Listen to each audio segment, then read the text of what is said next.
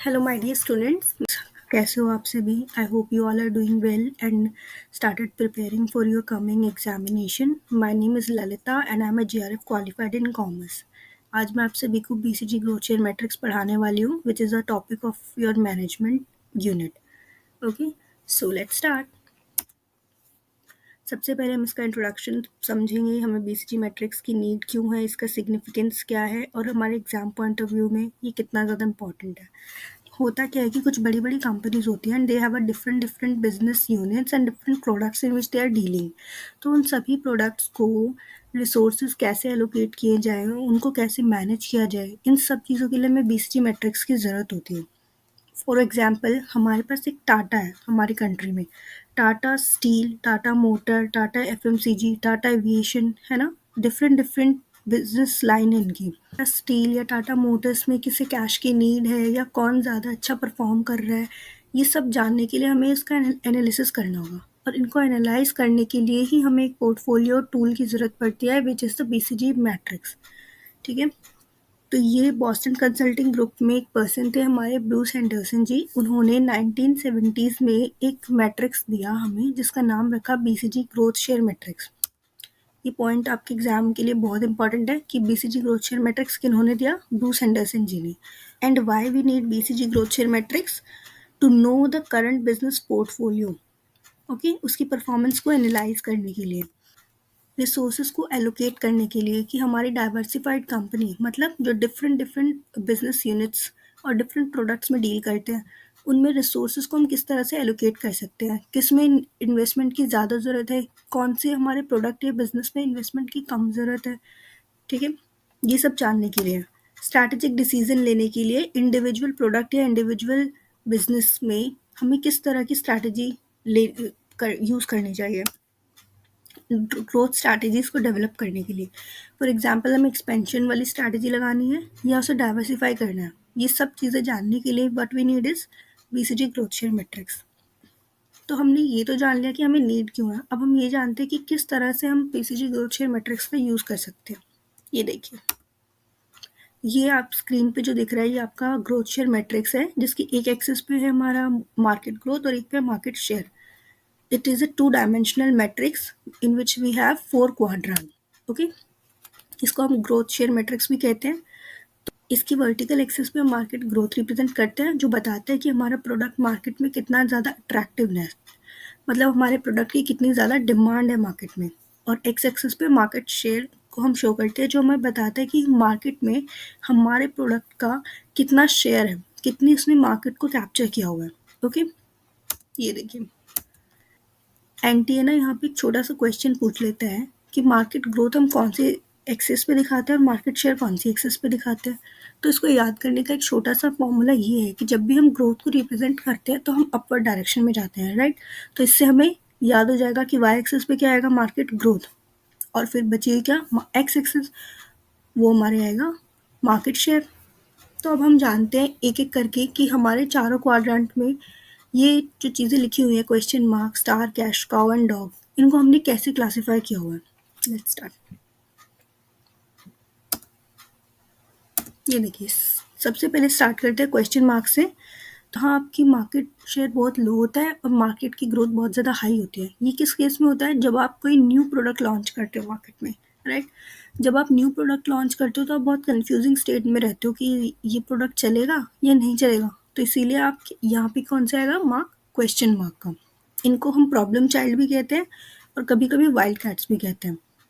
Question mark में बहुत ज़्यादा पोटेंशियल होता है कि वो स्टार बन जाए, क्योंकि मार्केट ग्रो कर रही है और हमारा शेयर धीरे धीरे बढ़ता जाता है। ओके, और इंट्रोडक्शन के बाद हमारी ग्रोथ स्टेज आती है प्रोडक्ट लाइफ साइकिल में भी, राइट। तो फिर क्वेश्चन मार्क है potential to become a star product.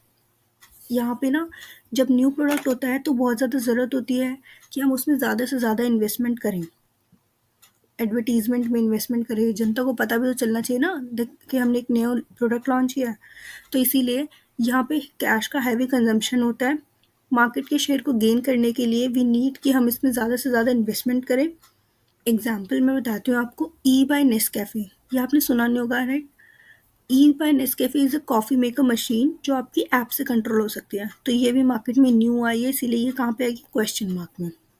ये देखिए, ये पॉइंट मैं बता चुकी हूँ आपको सारे। They need heavy investment, low potential and high growth, low market. तो नेक्स्ट हमारे पास आता है स्टार प्रोडक्ट। स्टार प्रोडक्ट में दोनों ही चीज़ हाई होती है, मार्केट शेयर भी हाई होता है, मार्केट ग्रोथ भी हाई होती है। यहाँ पे बहुत ज़्यादा ग्रोथ होती है आपकी, यहाँ पे आप बहुत ज़्यादा कैश जनरेट करते हो, जितना आप जनरेट करते हो उतने ही आप कंज्यूम भी करते हो। Okay, star product need a very heavy investment, क्योंकि यहाँ पे आप अपना मार्केट शेयर ना प्रिजर्व करने की कोशिश करते हो कि जहाँ पे आप हो उस शेयर को मार्केट में कैप्चर करके रखो। You have a best opportunity for expansion and stars जो है वो अल्टीमेटली कैश काउ बन जाते हैं, क्योंकि प्रोडक्ट लाइफ साइकिल में एक स्टेज आता है जहाँ ग्रोथ के बाद आप मेच्योरिटी में जाते हो, और कैश काउ आपका मेच्योरिटी स्टेज है। ठीक है, एग्जाम्पल मैं इसका बताती हूँ आपको, नेस्ले की नेस्कैफे कॉफ़ी। ओके, इसके बाद हमारा आता है कैश काउ।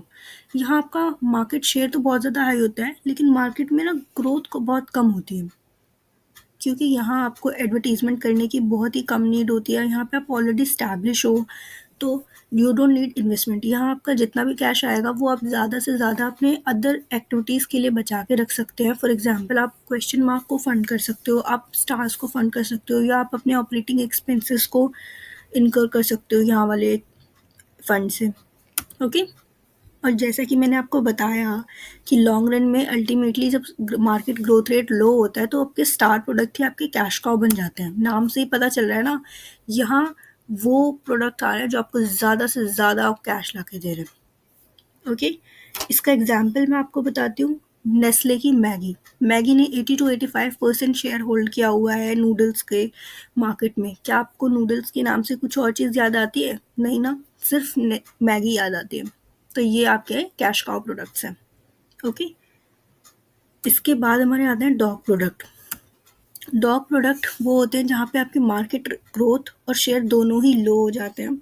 यहाँ आपकी जो कैश है वो ट्रैप हो जाती है, मतलब जो कैपिटल आप कहीं और लगा सकते थे, आप जिससे कैपिटल से अपने क्वेश्चन मार्क को फंड कर सकते थे या स्टार को फंड कर सकते थे, वो कैपिटल आपकी डॉग क्वाड्रेंट में आके ट्रैप हो गई है। तो you need to diversify that business as soon as possible.